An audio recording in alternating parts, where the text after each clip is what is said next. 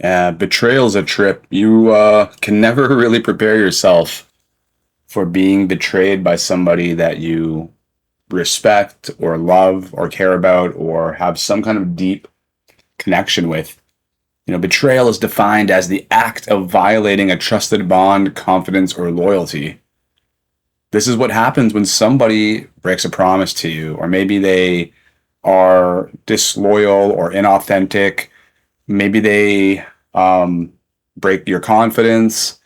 You know, Essentially, they do things that make you lose faith in them, that kind of like erode your trust. It causes harm.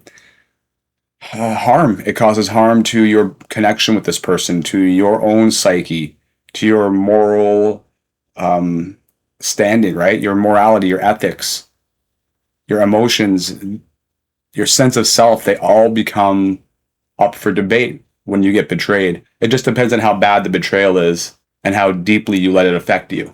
Breaking trust in a personal relationship.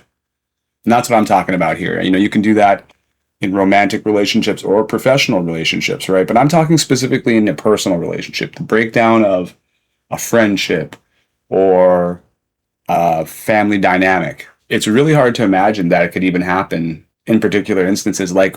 It's particularly hard to imagine that it happens when people are reliant on you and you are providing the necessities of living to them.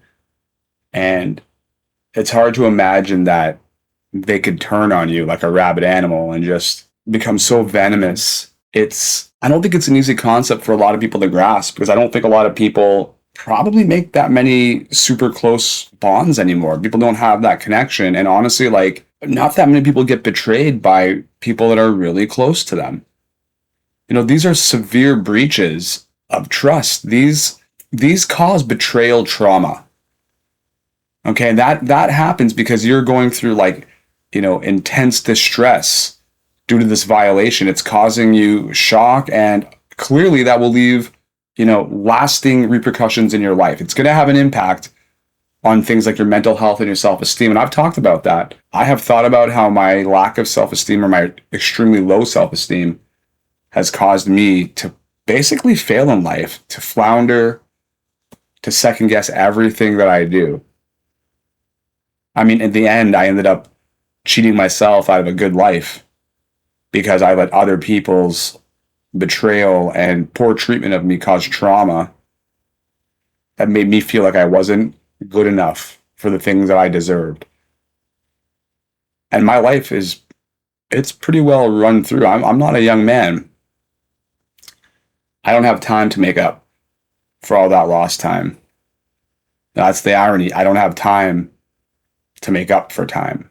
You really can't make up time now, can you? What I have to deal with right now is figuring out how to work through the fact that I realize that my life didn't turn out the way I wanted it to.